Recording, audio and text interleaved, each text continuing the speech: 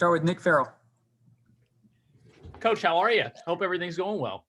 Great. We're excited to obviously participate in this College Cup. So you guys have been terrific this spring. I guess I'm wondering if you feel that your team is playing its best soccer of the year as you enter the tournament. It's, as I've talked about this team being young, especially last year, and the more Hey, Coach, we lost you. Can you unmute for us? all right.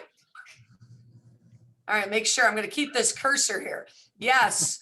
So I think that us being still a little bit young heavy, that the more opportunity and the more time we have had together has been so beneficial. Losing last spring, having all fall, and kind of getting these days in the spring have been so vital to our development. And I'm going to attribute everything to this team because they have been so locked in and so focused to our success.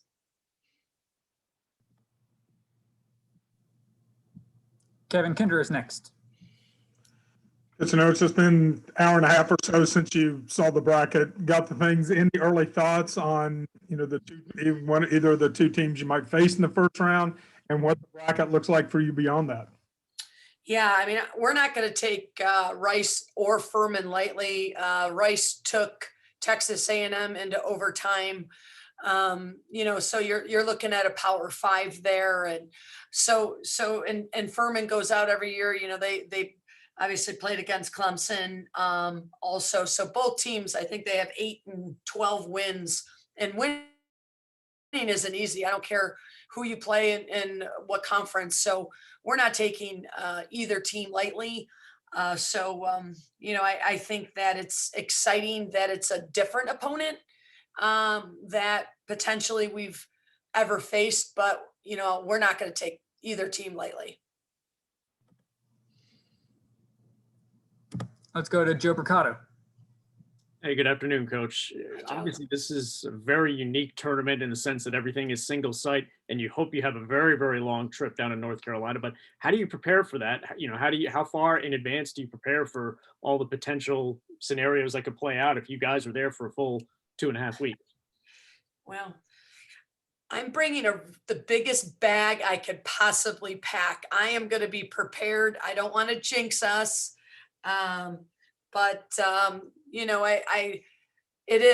It's really going to be interesting. And I think we're going to just approach it that, we're going to pack as much as we can and in hopes that we keep advancing, but it is very unique situation. And, we're thankful that the NCAA has allowed us this tournament. But with that all being said, the goal of this team is to survive in advance. So we're going to pack our bags for that. Back to you, Nick. Yeah, similar question there, Coach. The NCAA tournament, you guys have had 21 consecutive berths now. What is the key to a successful run, or the keys to a successful run in the postseason? It's a team that's driven internally. I really believe that that is going to be something that I will continue to talk to the team about. And I've told them, I will motivate the Lions, but ideally the Lion has to be motivated and they have to do the work and keep working their talent. And that I think is always important. Coaches will always talk about leadership, and that's the key component going into the NCAA tournament.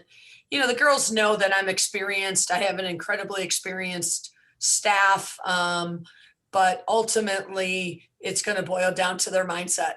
So a quick follow-up though, Coach, on that note, if there was ever a year where self-motivation is paramount, it has to be this year, right? Yeah, for sure. It is. I really believe that for us personally, losing, not being able to participate, and maybe this will come up, not being able to participate in a Big 12 championship and then losing the regular season to TCU has definitely put some fire in this team's bellies to get to this tournament, but also understand the importance of why we do what we do, and that's to win championships. Go ahead, Kevin. It's obviously been a theme all year about how different this is. But now with the tournament, other than the fact that there's no home games for anybody, do you kind of get into the same preparation, pre-tournament preparation mindset approach that you've had in all your other past years? Yeah. Good question. I mean, every team is different. I'm all about routine though. The girls will tell you, I'm like, okay, let's get in our routine. So I do believe that depending on how this plays out with testing and protocol and all that kind of stuff, you know, we definitely will approach it very similar, even with these spring games, that every game counts and every game matters. And even when we played the pro team and it didn't necessarily show up on our record, it was really important that we approached it the same way we approach every game, same type of similar setup going into postseason play. Carly Nevis. Hey, Coach, you kind of alluded to it, but you entered the spring season not knowing if you would be in the NCAA tournament field. And by the first few weeks, you kind of knew you would and just didn't know where you would be seated. How much has the team grown in this whole, been together for so many days now? How much have they grown since you first got them back after COVID? Well, they've grown to love me more. So I just want everyone to make sure you write that and put that on every video, that the team adores me. With all honesty, though, it's you know, I was nervous going into the spring season because you guys, I'm all about routine, and it was very uncharted territory for me to come up with a spring schedule that would play us into this NCAA tournament, but obviously not play us out.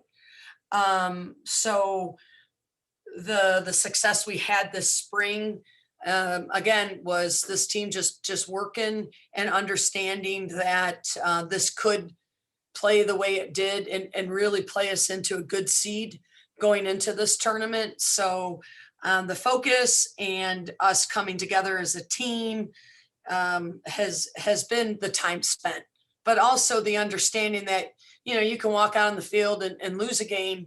And you never saw that with this team. You know, they fought for 90 minutes of every game. Back to you, Joe. Coach, when we talked to you in the fall, you knew that you had your 9 Big 12 matches set up, and there wasn't a whole lot of certainty beyond that. Was there points where you doubted if an NCAA tournament would be happening at all? Oh, for sure. I mean, there is no question. And, you know, and I you know, with athletics, you want everything to be fair. And I wanted to make sure that the teams that lost, you know, those tournaments, I would understand, you know, that we didn't have one in baseball and softball and some of these lacrosse programs and whoever else missed out would get their chance. So I kind of thought the pecking order would happen. So I prepared myself for that disappointment because, you know, we want all our kids to experience championships. But again, you know, you want what's good for the kids that didn't get there. But with that being said, this vaccination, what the doctors have been doing and how people have been behind it has all helped where we are right now. Okay, back to Carly. Coach Nick asked you earlier what it takes to be successful in the NCAA tournament, but what does it take to make 21 consecutive NCAA tournaments just to get there? It's never about one person, right? So you put together the best staff. I feel that you have the right people that do their jobs at the highest level, at a professional level. And my staff has just been incredible this year, making sure that in all aspects, in our pillars, that they're taking care of that. And then at the end of the day, it's girls that came here to continue the success. They came here to win championships. They came here to get to the 21st. They don't want to be that team that doesn't make it, right? So it's really important that I have very competitive players, and this is a team that was very disappointed in the last game, but it's not necessarily, harping on a fail. It's how do you learn from the loss? So I've been really proud of the way the teams responded. And it's really funny because we were playing in our first NCAA tournament and probably 80% of the team wasn't born yet. Anything else for Coach today? Kevin, I see you. Go ahead.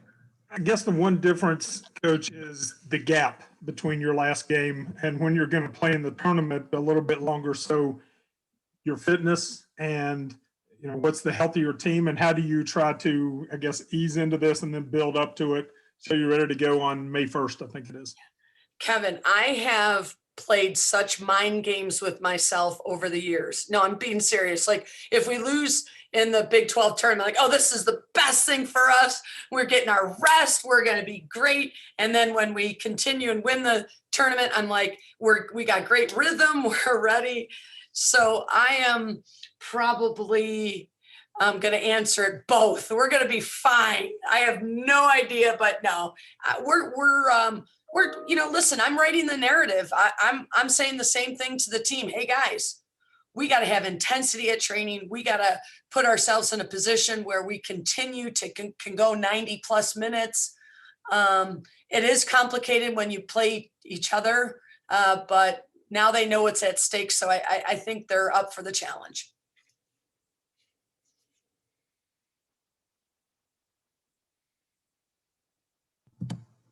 Okay, Coach, we're turning you loose with that. Thanks so much for the time. Awesome. Thanks, everyone. I appreciate it. You guys are great for coming.